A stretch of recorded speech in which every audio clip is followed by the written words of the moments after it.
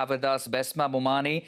She is a political science professor at the University of Waterloo. Bessma, thank you very much for joining us on the broadcast on this breaking news as it's unfolding in front of us. We also have our panelist Christian who's joining us as well. But this question's for you. Your first understanding of this response, the severe revenge that Iran was speaking of, is this it?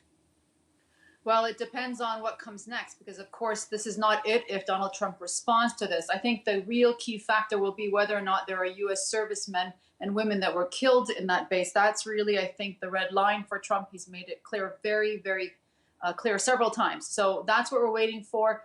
There are reports that there are now 3 different sites that have been hit, not just Ain al-Assad base, but also the base in Taji and potentially right outside the outside the Erbil International Airport, where the U.S. also has a base. So 3 different sites.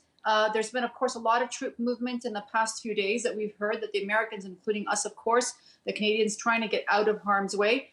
Where they moved in time, that's going to be, I think, the million-dollar question as to what's going to happen next. That's correct. Let me go back to Christian. Christian, of course, we'll get further information on what our panelist is telling us about 3 different locations being attacked there. But the fact this is not one, but multiple locations, this is a full thought of strategy that Iran was looking at. Hit hard, not just one airbase, but multiple locations at a time when we're talking about redeployment of troops. So there is movement on the ground, and then we have this attack coming in.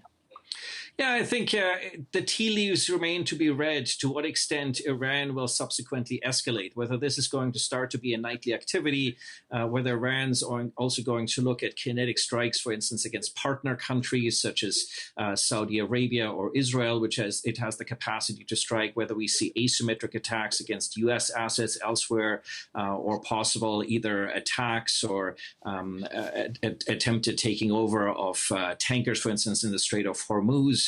Or whether the Iranians sort of leave it at this to try to send a signal to the U.S. I mean, this is also going to be exploited as a propaganda payoff by the Iranian media to show that the regime is being tough and the regime is prepared to act. And it also advances Iranian interests in the sense that it will likely accelerate the withdrawal of U.S. assets and U.S. troops from Iraq itself. Right. Bessma, your understanding, because we've all been waiting for that, that move that Iran would make. There were multiple options. This is one of the options Iran has taken right now. Do you think it's going to go ahead and take more action against the United States?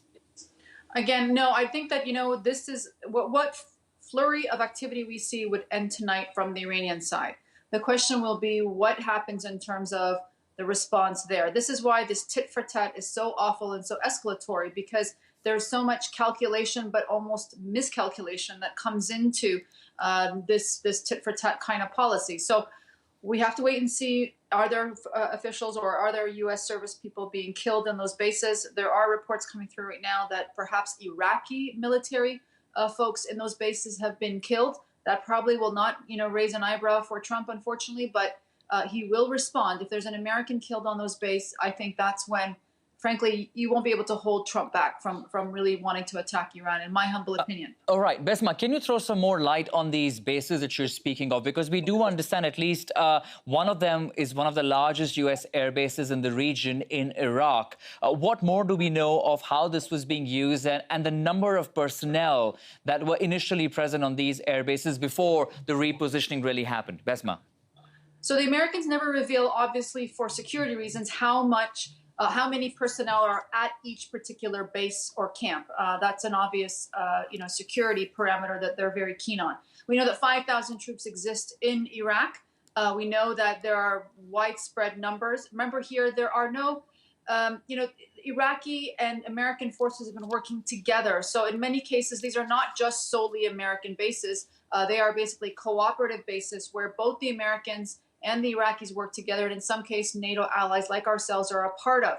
Right. Certainly, one key interesting thing about Ain al-Assad base, which was first hit, the big one, is that this is where Donald Trump went to on Christmas Eve or Christmas last 2018.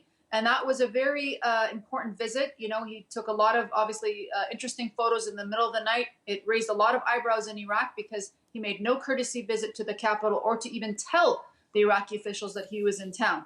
But that is something that I think is quite interesting for the optics in terms of which base was hurt, which one was hit first.